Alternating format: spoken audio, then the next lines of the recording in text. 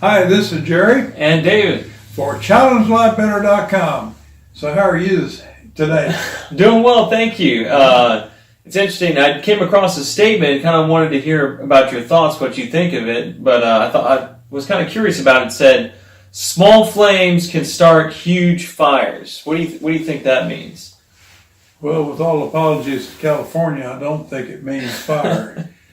I've heard something similar to that in the past, and I guess probably the best thing I could do is just relate a couple of stories for you that might clear this up in my mind as to what it is. I think what we're dealing with this kind of statement, we're talking about inspiration, that some small fire or light bulb going off can start a revolution, start a big fire, if you will. And I'll give you an example. I walked past in a hardware store, walked past a plastic frog. And as I walked past, it made a sound. And I couldn't figure out how this made the sound. Well, it had a very small optical detector, which triggered a very small memory chip, which this was 25 years ago. The frog was like $45 because of this expensive memory chip. But the frog would just go, rabbit, rabbit. What is a frog talking to me? Okay, I was duly impressed with the fact that the frog could be activated. Okay.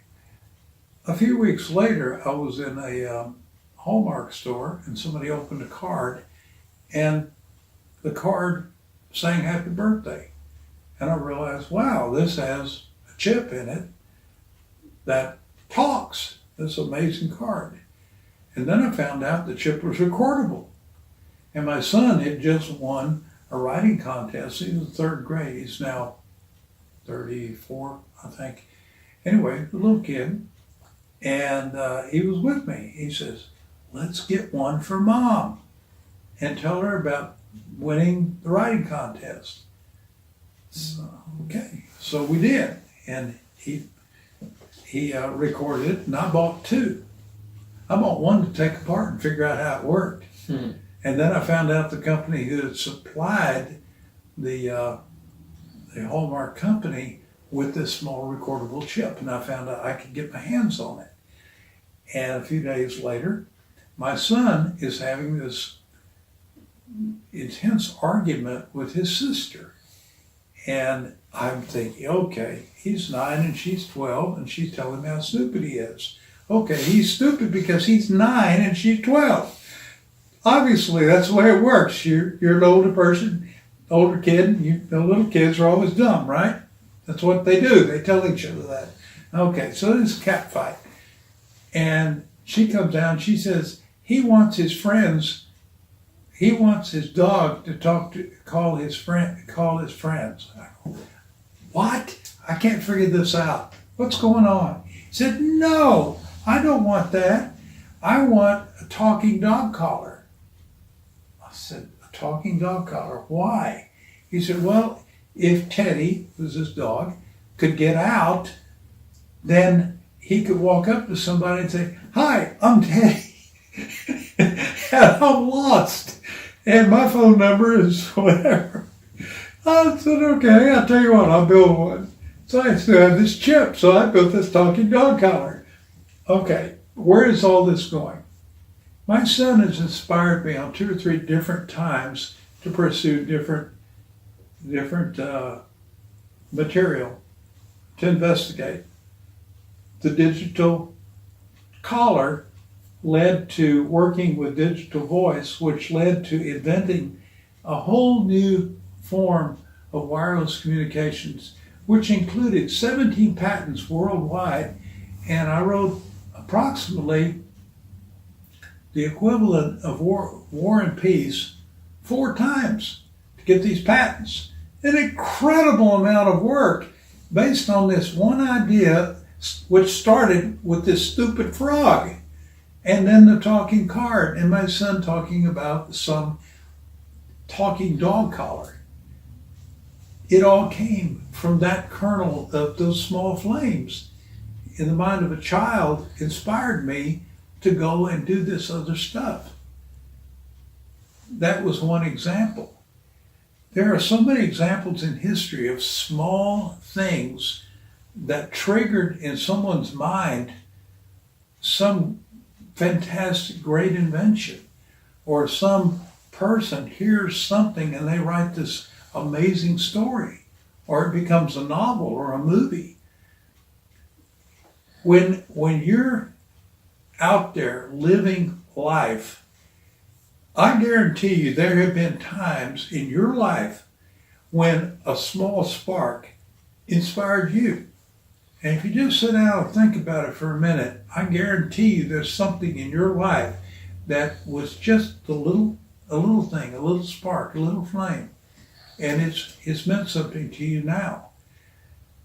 That's what I get out of that particular statement.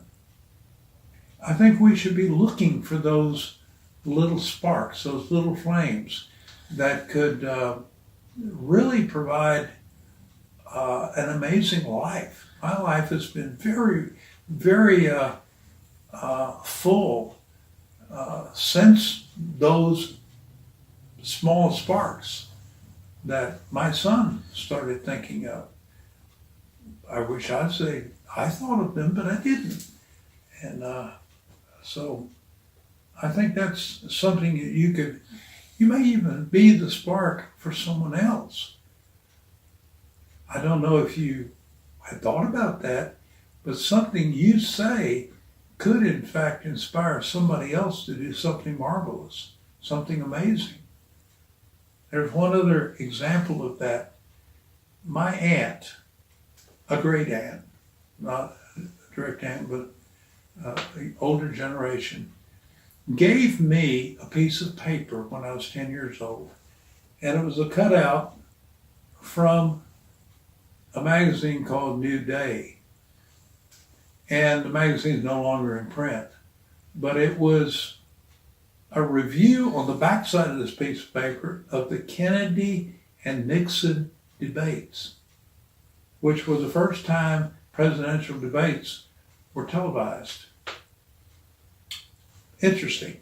But on the front side was a statement from Daniel H. Burnham. And Daniel H. Burnham was the architect for the 1892 Chicago World's Fair. The first time that electricity was ever used in a World's Fair.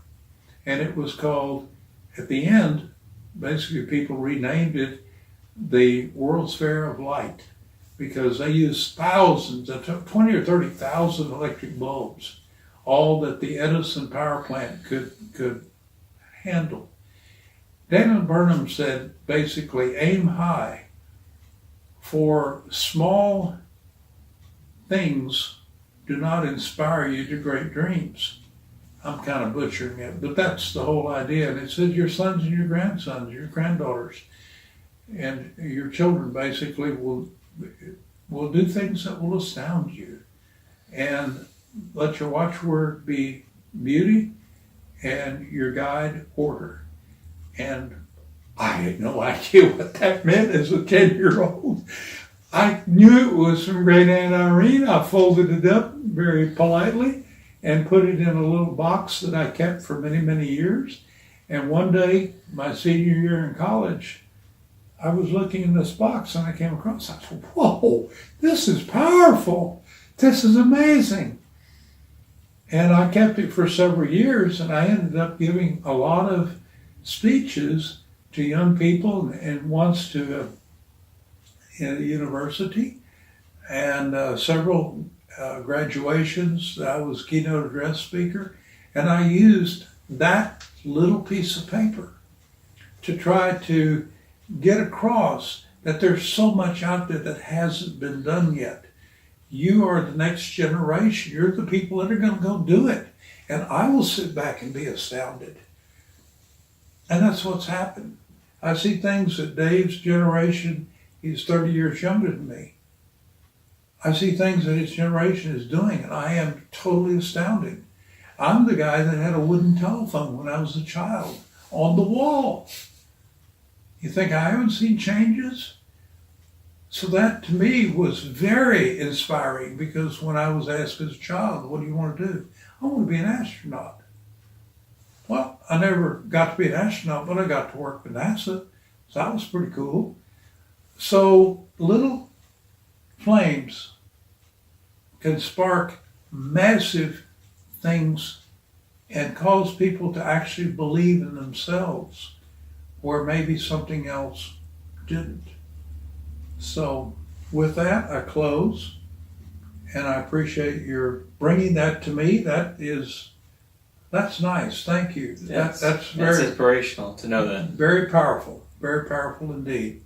Take it, run with it, find something inspirational in your life, and pass it on. Until next time, be well. This is Jerry. David, be well.